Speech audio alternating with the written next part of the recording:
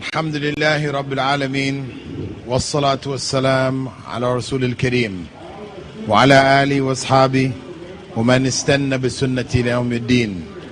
All praise due to Allah, and may Allah's peace and blessings be on the last Prophet Muhammad sallallahu alaihi wasallam, and on all those who follow the path of righteousness until the last day. Okay, in our previous session we completed the practical for Dawa and the method of giving Dawa to the atheists. Basically, we looked at their arguments and how do we respond to their arguments. The philosophy or the understanding that they have for their belief. Now, in terms of general da'wah for atheists, I would advise that you find out why that person became an atheist, because we have to keep in mind that atheism is an abnormality. It is an abnormality. So for a person to become an atheist, something must have happened in his or her life, or they were raised by atheists who something happened in their lives. The norm is for people to grow up believing in God. This is the norm, right? We talked about that earlier. That's the norm for humankind. So when you find somebody who doesn't believe in God, then we have to treat this person as an abnormal person, in which case you need to find out what made him or her that way. So you ask them, why don't you believe in God? If they say, well, all this tragedy in the world, this is general information. There's something more specific. Okay, leave that aside. But why don't you believe in God personally? So when you find out what was actually behind their disbelief, what led them into disbelief, then you can try to deal with that. Then you can deal with that actual problem.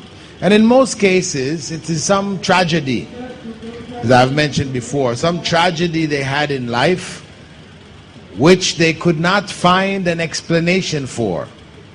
That is the most common occurrence. Somebody like Stephen Hawkins, this British mathematician, genius, sitting in the seat for mathematics at Oxford, an ancient seat, This individual, in his early years, he was raised as a Christian, believing in God, etc. And then his genius came out. He, became a big figure in his teens, his late teens.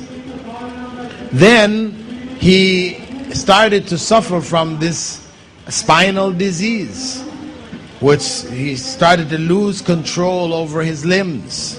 His body was crumbling within itself, till it led him to that position where he is moved around on a electric wheelchair. He can't even speak. Somebody has to punch out sounds for him to be able to speak. And after this happened to him, and he came to India, they took him around India. He looked at different parts of India, and he saw 1 billion people living here. People who were living lives which were, in his view, of no consequence. They were born, they grew up, they procreated, and they died. Finish. They added nothing to human civilization and knowledge, etc. They were just like ants, but they were healthy. So this was something which struck him. Why? I, who have so much to add to civilization, to benefit humankind, I'm in this state. And these people who have nothing but they're in good health. Right? There can't be a God. There's no reason for this. I'm the one who should be healthy and good, you know. They who have nothing to offer, okay, let them be crippled like me.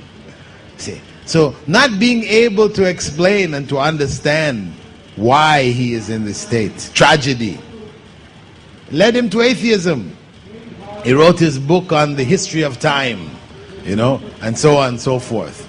Complete atheism.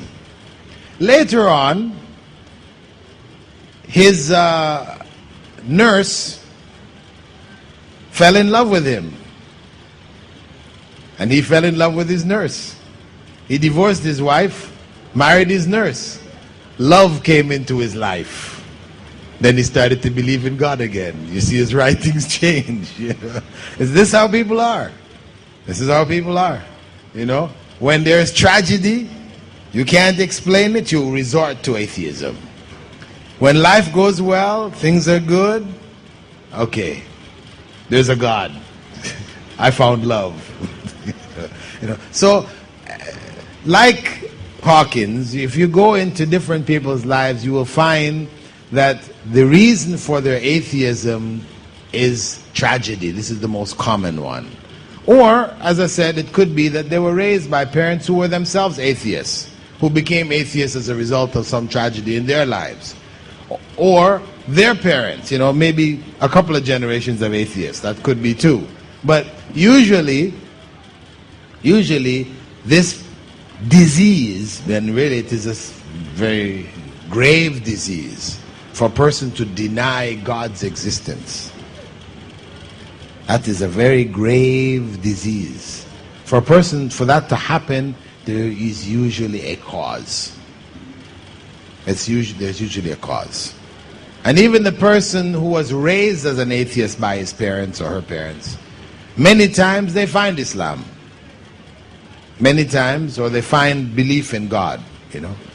If they end up in science, etc., you'll find actually surveys done amongst the scientists, the vast majority of them believe in God, in the West, which we think of as a secular, atheistic type society. The majority of scientists, biologists, you know, astronomers, chemists, geologists, they believe in God. Where you find the disbelievers are in psychology, sociology. This is where the disbelievers dominate. You find most of them are atheists and this. But those who are in science, because science shows them really what is man in relationship to this creation. They know when they get up behind a telescope and they look out into the universe, it humbles them. There's got to be a God. And there's actually an issue of Time magazine. For those of you that are involved in Dawa and dealing with science, it's good to get that issue of Time magazine, which focuses on, you know, believers among the scientists. You know, that science leads to God. Something I've forgotten the exact title. If you email me and you need the exact title, because of course it will be in the archives. You can always look it up. But there's very good articles, and they have different scientists explaining why they believe in God. Nuclear scientists, others, you know, are talking about different issues and different aspects of science which indicate, no doubt, there has to be a God. You know, so it's a very good article. If you need the title, as I said, of the issue, email me and I'll get it to you. I've saved it. You know, it's very, very interesting. Huh? Email address Bilal17 at BilalPhillips.com. Bilal17 BILAL at BilalPhillips.com. Phillips is one L, PHILIPS. Huh? Okay. Now we're going to shift over to the practical. We go back into a practical for atheism and deism. Now, the people who I want to answer this time are people who did not answer in the previous practical. I want a new set of people altogether. Okay? So who is first from among the brothers? Who is the first from among the brothers? First question. Who is the first among the sisters? Please pass the microphone to one of the sisters who did not answer last time. First question. What would be your response to atheists who say that it is illogical to believe in God? I would say that it is logical to believe in God and illogical to disbelieve in God. I would show them that the majority of the world believes in God. I would prove to them that... Okay, stop at this point. Can we demonstrate that it is logical to believe in God because the majority of the world believes in God? That's not our argument for the logic. What is the main point that we use to prove that it is logical? Every design must have a designer. No, that is the proof itself. But what is the argument, historical argument that we use? Creator. No. Huh? The Greeks. This is our quick answer. Greeks to were the founder of logic. Yes. Not just that the Greeks were the founder of logic, but that Aristotle and Plato proved the existence of God. They proved the existence of God logically. So were the belief in God illogical, it wouldn't make sense that the founders of logic proved God's existence logically. Okay, so that was our quick answer. So our basic answer is to turn the issue around, to tell them, no, it is not illogical. In fact, it is logical. And it is the disbelief in God which is illogical. You know, they say, well, why are you saying that? Well, we say because the founders of logic, they said that there must be a God, proving it logically. Furthermore, the fact that your disbelief in God is illogical, how would you show them that disbelief in God is illogical? I would explain to them the concept of creator. For every creation there must be a creator. Okay, how would you explain that? A design must have a designer. Okay, through these design indicating the designer, I mean that is a logical conclusion for human beings.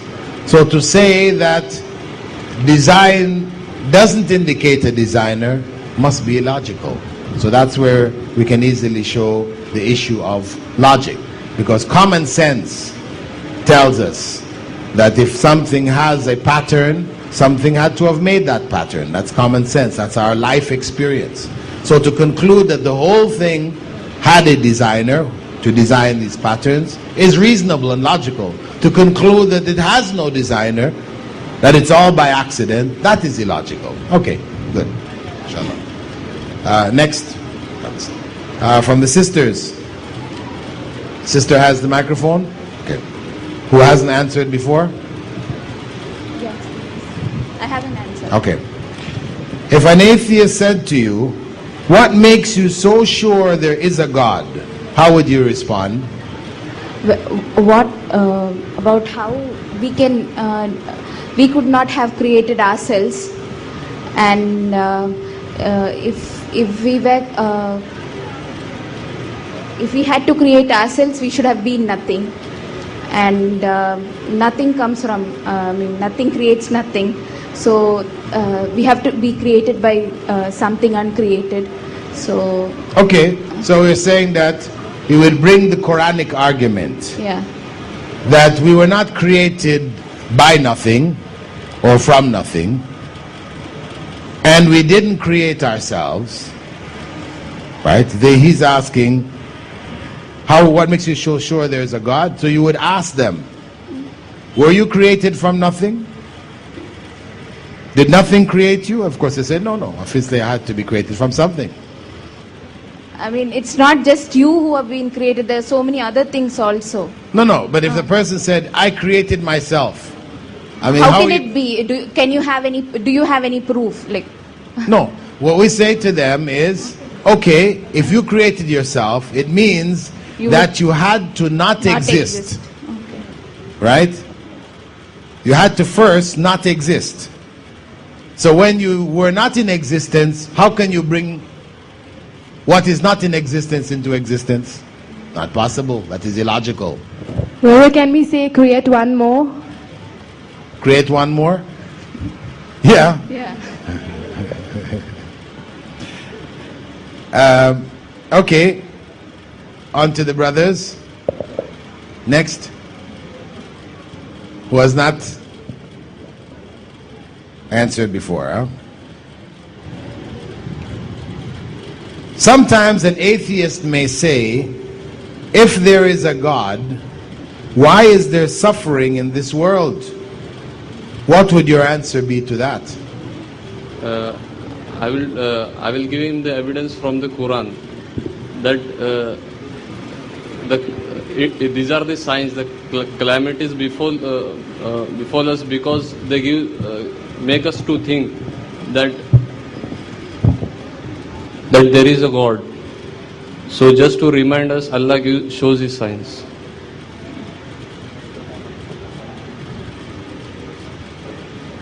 Just to remind us, Is that right? Allah shows His signs. So He puts people under all this suffering just to remind us. No, if you are not obedient to Him, then to let us make on the straight path, bring us on the straight path, He shows us by giving some calamities. Well, for the atheist, he would say, couldn't He have done it another way? Rather than putting suffering on little children and innocent people just to make the rest of us know? Because till then you don't lose something from you. No, the safe way for this issue, right, is to go into the issue of evil, right? If there is a God, why is there suffering in this world? We're talking about your issue is here of evil, harm. We explained to him that what we perceive as evil and harm is relative to our perception. We might see something as evil and harm, but there's actually some good behind it. Right? Don't jump straight into explain that it is calamity to remind. And of course, we believe this. This is part of the purpose of calamities. But you're going into details. Better to give the general principle first. General principle that what you perceive as suffering, like the child who perceives the dentist's needle or the doctor's injection as suffering, right, is really for something good. So you just give that general. If now he presses the point and wants to know more details, okay, I can understand in the case of the child, and in the case of the individual. But what about the group of people? Then you give him the same principle. Because of the fact that you can't see the good, the benefit that is from that group of people suffering, does it mean that there is no benefit? See, rather than try to get into the details, as I said, from our side, because we have already believed and understood and accepted that whatever calamity comes from Allah subhanahu wa ta'ala on us is for our betterment, we can now see the different ways that it is for our betterment. It is as a reminder, it is as so on, so on, so forth. That's for us. That's discussion amongst the believers. When you're dealing with the disbelievers, you can't go into that. You have to just stay with the fundamentals. If they can grasp, because that's what you want them to grasp, is the principle. So the first principle is to clarify that. Evil. About evil. Yeah, evil and harm, that it is relative to our perception. And you give them the easy example like the child. The child can't see that the needle is good for him. but you as an adult can see it. So it's relative evil here, isn't it? That's clearly relative evil, right? So similarly, when you see that tragedy or whatever, with your limited foresight, you can't see it except as evil. But That is good. God, whose knowledge of all things is greater, knows that it is for a good purpose. Maybe you'll find out later on, you deal with it in this way. Okay? On to the sisters. Sister who hasn't answered. Some atheists argue that this world works fine without having to imagine a God. What answer would you give them? Can you repeat the question? Some atheists argue that this world works fine without having to imagine a God. What answer would you give them? I can give an example of a school. Like when children comes, when you don't tell them how they behave, I mean, for example, it's like, when if you don't have a teacher there who to instruct them, you have to be seated here around this time, and then there'll be a total confusion. I mean, the children, they'll be on their own, so there's no one to guide them. So each person will be doing what they want. So you need somebody to guide you who knows, and only a creator can guide you. Okay, Control. if you're using the school example, we could say that the children playing in the playground, right? They came to school and they played in the playground.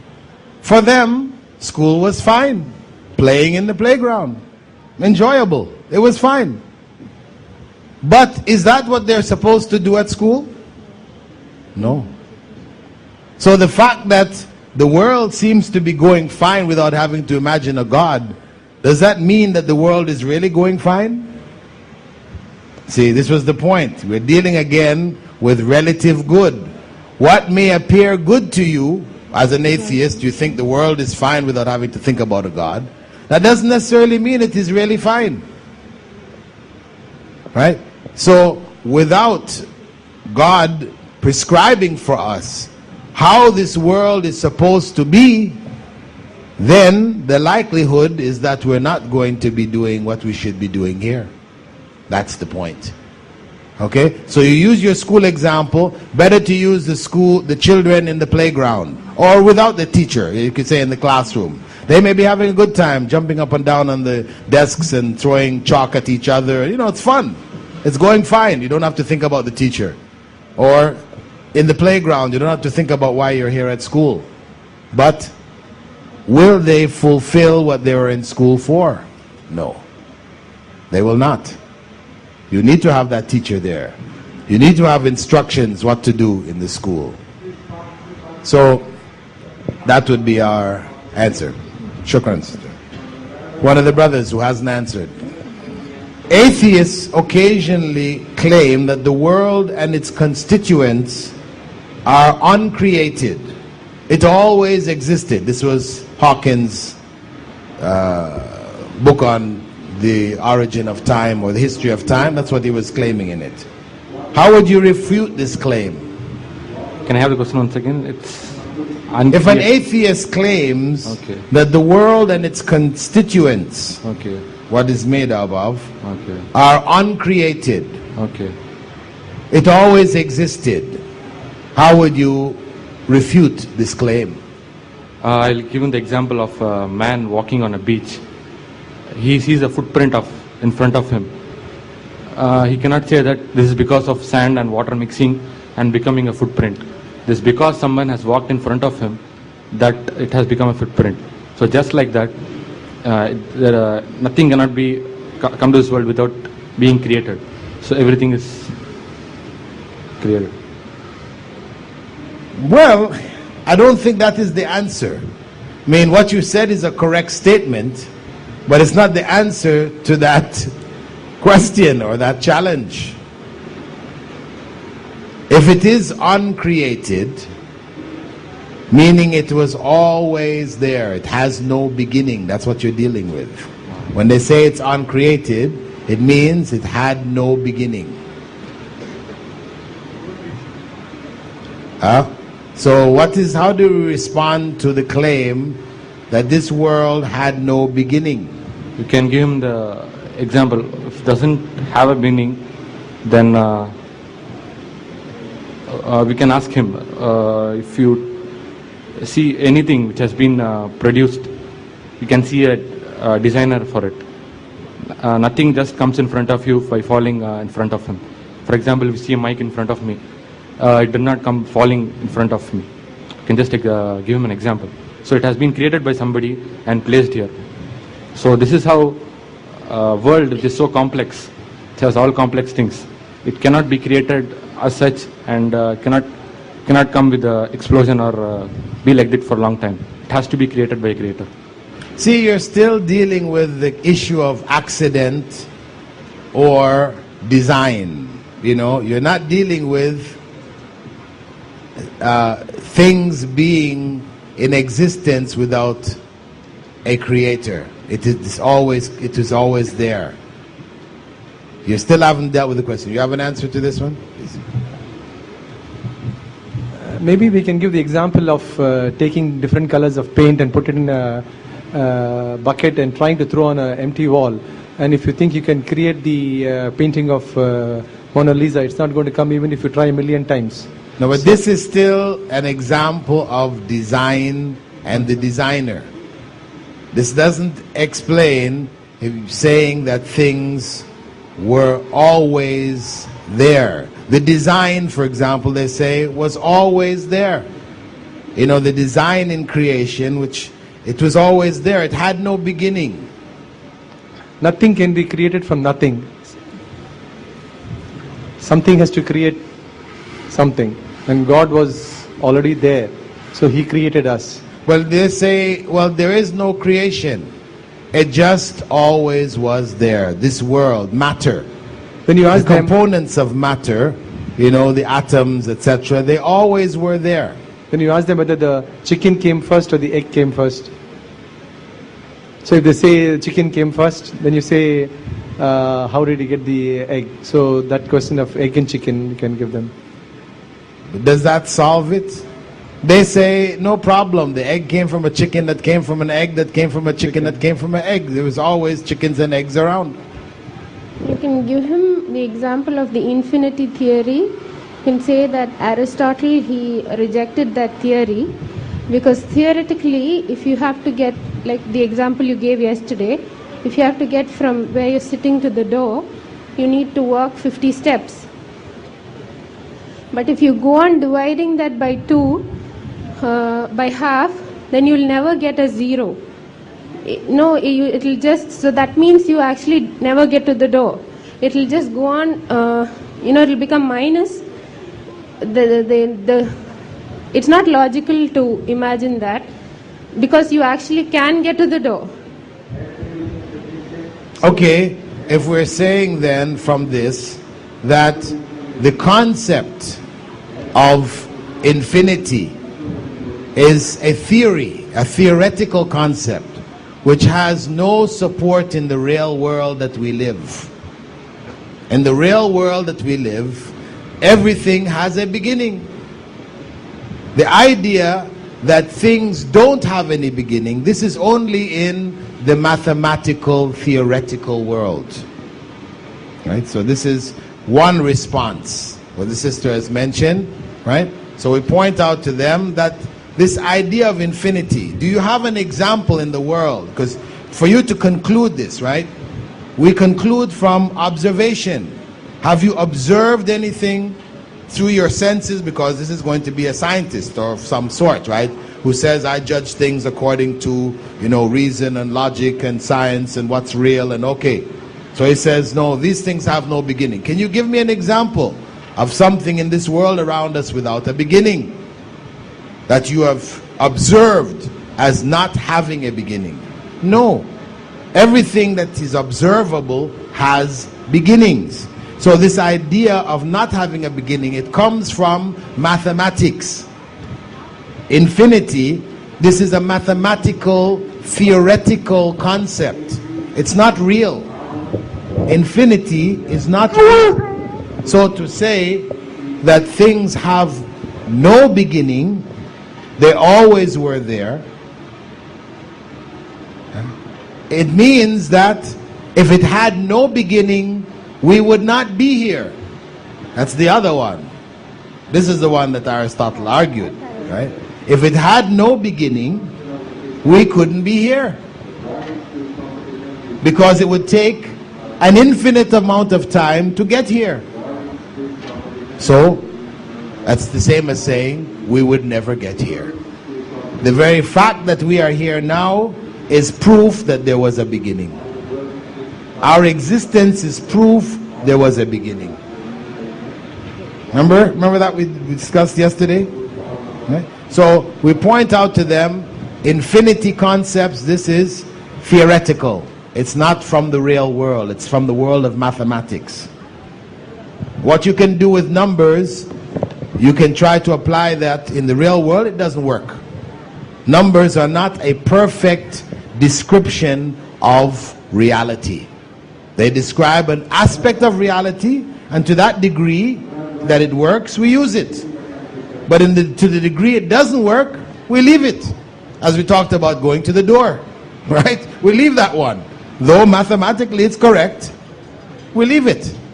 So similarly, the infinity concept is a mathematical theory. It is not real. The real world doesn't support it. Okay? Next question to the sisters. The sister who has not answered a question.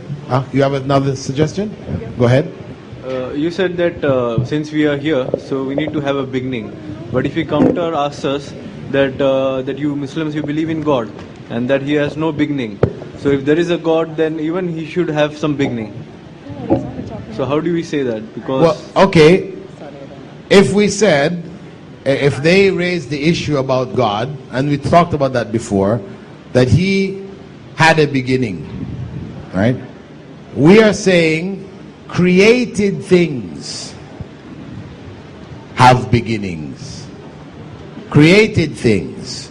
We already said that these created things could not exist without an uncreated being bringing them into existence. If that uncreated being was himself created, then he would be like the rest of us, in need of a creator who was uncreated. Is that clear? If they say, well, even your God must be created. No, we say He is not included when we say everything must have a beginning. We talk about every created thing must have a beginning. That is the nature of created things, that they have beginnings.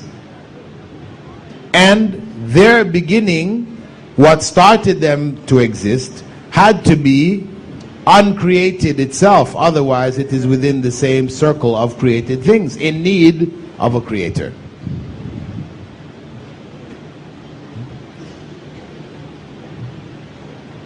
You're going to answer the next question, or you have a comment? Can you use the argument, the law of conservation of energy, that is, the energy can neither be created, thus like God is not created? Well, the law of conservation of energy, that energy can neither be created nor destroyed. For the sake of argument, I accept up to that. That is, I will not accept that is the energy is not created by God. For human beings, energy can not be created. Okay. What about it? Can I use that argument? To show that? God has no creation. Well, no, it's difficult. I mean, how are we going to use that argument? Because we don't agree with that argument. Energy was created, and it will be destroyed. Energy cannot be created by human beings. Okay. Energy can't be created by human beings. So what? So that that's like if it is not possible for human beings to create energy, that's like God has no creation. No, I don't think this is a good argument for that, really. This doesn't, because we're using something that we don't believe in. And the fact that they accept energy can neither be created nor destroyed, that supports their idea that there are things in existence which have no beginning. Right? Energy and other things. And that goes now to the world as a whole. That yes, the world as a whole doesn't have a beginning. That's their argument. But our argument is no. Energy can be created and it will be destroyed. The only existence which is uncreated is God. Okay? Did you answer? Go ahead. Excuse me, brother. I just have a small doubt regarding this. Since we are talking about everything has a beginning, if we were to give an example, can we give an example of the formation of a baby? Saying that a person who wants a child, it takes time. It just doesn't pop up from somewhere. There are certain ways. So everything starts. It doesn't just come by itself.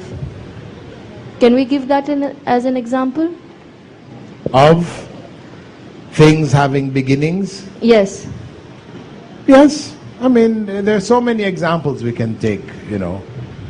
Whether it is that or even, you know, even the egg from the chicken or anything really around us. Even the table that we're sitting at. Did the table not have a beginning? There was a time when there was no table and somebody had to put that table together. Yeah. Ourselves and all the things around us had beginnings. Yeah. Okay, would you answer the next question now? Yeah. The next question is to males, right? Have you have not answered a question before? No. Okay. No, save it, okay? We can carry on. What would be your answer to an atheist who said that this world came about by chance? I can say about the Big Bang theory. That is at one point there is a matter, then it exploded. The Big Bang theory I can counter with the Big Bang theory. Well, he said that the world came about by chance. He didn't say the Big Bang theory or anything. How do you respond to his statement, this world came about by chance? So, I can respond by how can by chance that exploded and our earth comes and it tilts to 23.5 degrees so that the night and day comes, and how can by everything by chance that it happens? If it is not exceeds the 23.5 degree, we cannot get the hot and cold conditions. Well, the thing is, you know, try to answer according to the question. Because what if after you went through all that explanation, this person says to you, actually, I don't believe in the Big Bang theory. You know, then you've just wasted all that time, okay? Because there are other people who have other ideas. You know, Big Bang theory is not the only theory out there. It's maybe the most popular one, but there are other explanations, right? So Hawkins had a different explanation, that it's a, you know, expansion and coming, you know, contraction and expansion and contraction, just continually going on like that. So the point is that he said chance.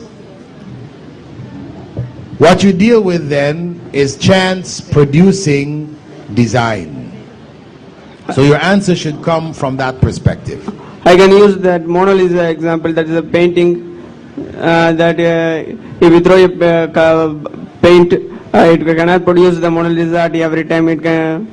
There is no chance. And I can use that argument of mathematics that we cannot reach 0 point. Okay. The simple question is that the person is saying that this world came about by chance. You say to them that chance, for chance to produce design everywhere, is no way. If you even argue that chance can produce design occasionally, because we did say you throw paint against the wall and it could look like a hand, could look like a head, some little, you know, design accidentally. This does happen. This is real. We have to admit that. But everywhere, this is our point. Everywhere and in everything, no. Chance producing design would be only occasional. It means the mass of this world should be without design, and we will find design only in a few places. If he argues, no, it's okay, the chance could produce design everywhere. Okay, then that's when you bring your bucket of paint, throwing it against the wall, right? Then how many times when you throw the bucket against the wall does it produce a design? Right? It should produce a design every time. Right? Every accidental thing you do should produce some design. But that's not what we find in the real world. Real world is that most of the times there is no design. Design is only occasional. So therefore, his argument that the whole world with everything designed in it came as a result of chance is illogical. That's all we can come back to him from and say it's illogical. Well, he says that's what I believe. Okay, that's what you believe. We have to leave you there. Right? Here is what we call, we say to them, this is the point where you now have blind faith. What you accuse us of being blind, here's your blind faith. Because logic doesn't agree with you. Yeah? Logic and reason says no. But you say, but that's what I believe. That's your blind faith. Okay?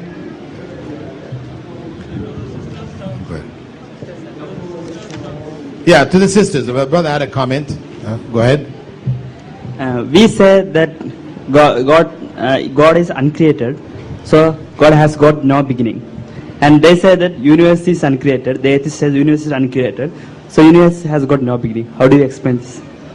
Well, we explained that already. That God and the universe are not the same. God and the universe are not the same. One is created, the other one is uncreated. And we said, how did we come to that conclusion? How did Aristotle, how did Plato come to that conclusion? Because of the fact that if the world is uncreated, right, without beginning, the things within it we see being created, being made, being formed. Everything is not static. If we say the world is uncreated in its origin, but everything in it is not static. Things are coming into being all the time. Everything around us is coming into being, having beginnings. So it is illogical to conclude from the things around us, if all of the components seem to have beginnings, it is illogical to conclude that the whole thing didn't have a beginning. It's logical to conclude, since everything we see around us has beginnings, then the whole thing must also have a beginning. That is the logical conclusion. So the person says, well, what about God? Why don't you want to put God there? We say, because if God had a beginning, then he would be part of the world, in need of something to start the whole thing going. So that's why we conclude that God is different from the world. Right? Okay? Okay, next question from the sisters now. Somebody who hasn't answered. Can we pass the mic to somebody who hasn't answered, please? If it's with somebody, just hold up the mic so I know you ready? Okay.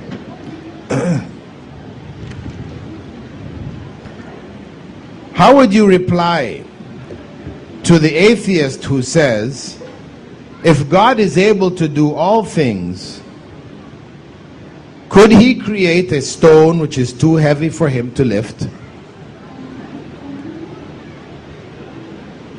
Can you repeat the question?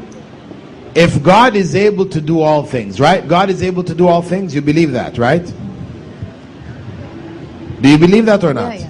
Yes. Inna Allaha ala kulli shayin qadir. Allah is able to do all things. Okay. Can God create a stone which is too heavy for him to lift?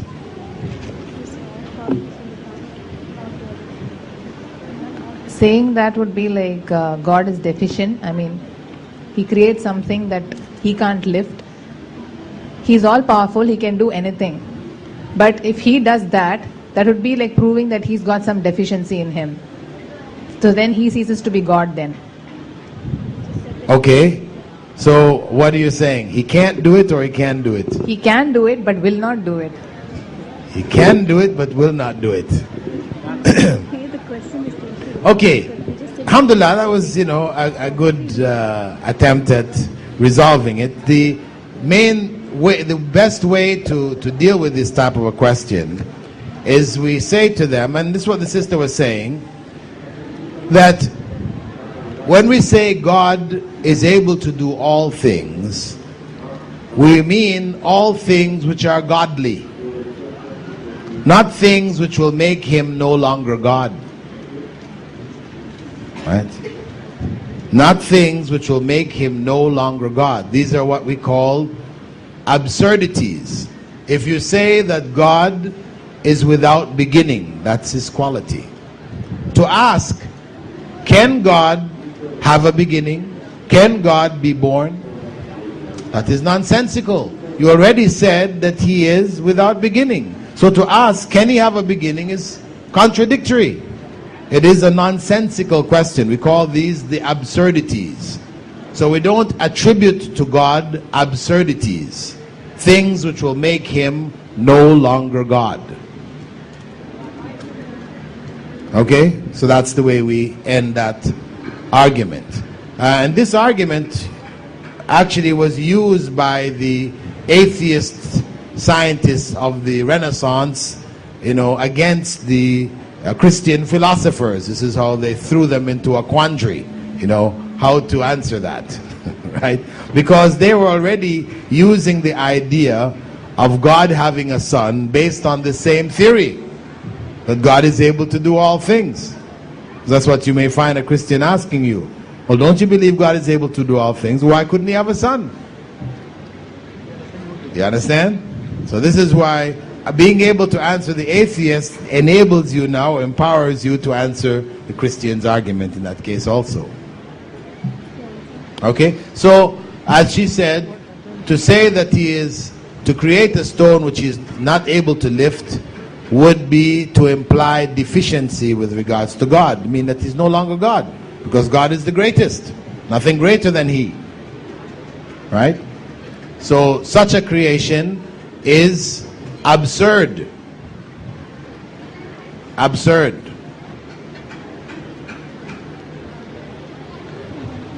Next question to one of the brothers who has not answered a question.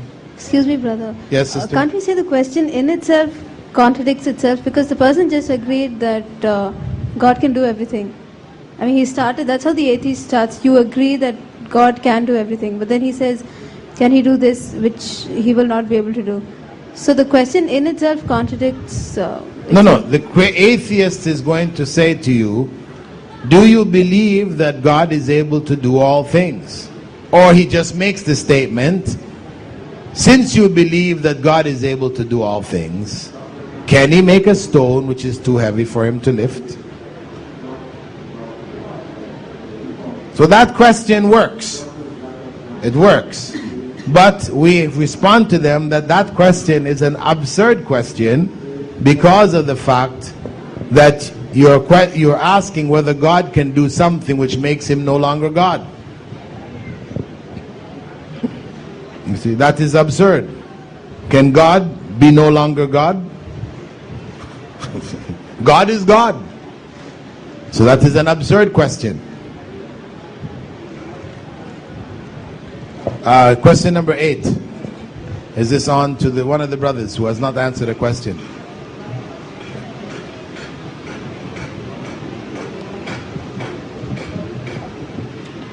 If an atheist claimed that God is a figment of human imagination, what would your response be? First of all, it is that we can't imagine God. We can't have imagination of God as being compared to human beings. We can't compare him to anyone because... No, the question, what is the question? The question is that the atheist says to you that really God is a product of human imagination. He doesn't really exist. We just made him up. This is what Freud and Durkheim and others claim. Human beings made up the concept of God. God is a figment of our imagination, not real. No, but we can say that it is norm to have the nature of human beings to believe in God, and secondly we can prove from the concept of God, from the scriptures as well as even logically the existence of God. Okay, I would say that the fact that the vast majority of human beings, this is where we bring the ijma argument here. If it were the imagination of human beings, then we would find it not a consistent belief everywhere. It wouldn't be consistent. The fact that human beings everywhere you go in the world have this belief indicates that there must be some reality to it. There must be some reality to it. So the one who says it is our imagination, we say, no, it is your imagination that there is no God. We turn it around. It is your imagination that there is no God. The rest of the world is convinced that there is a God. And we have proof. We're not basing it merely on wishes and whims, desires. It's based on proof. And then he will ask you, okay, what is your proof? And then you go into the proof. Right? Okay? And one thing to keep in mind, that though science claims to establish its facts by proofs, when you look at the reality of the proofs, they are not concrete but by inference. They're things which infer, right? They are concluding from something. For example, magnetism, right? This is a fact of science. Science works with magnetism. It calculates its power and its strength and the magnetic forces between the atoms and, between planets and the gravity of the earth and all these other forces which are related to the magnetic force. But nobody has seen magnetic force. They only know it by inference, by how it acts on other things. They conclude that it exists. So the idea that we believe in God by concluding from design, concluding from things having beginnings around us, is just as scientific as the scientific method of proving things in general. Okay, so don't think of it as being, yes, it's a logical argument, but it is the basis of science. It is the basis of science. So much. If you look at all of the major theories, which have now become facts, or they consider them to be scientific facts, you'll find at the base of them some elements of inference. This is inferred. This is implied. We have understood this from that. We can give the example of the breeze. That the person, when the breeze is coming, he had to accept that breeze is there. You can't imagine the breeze, how it is and how it is.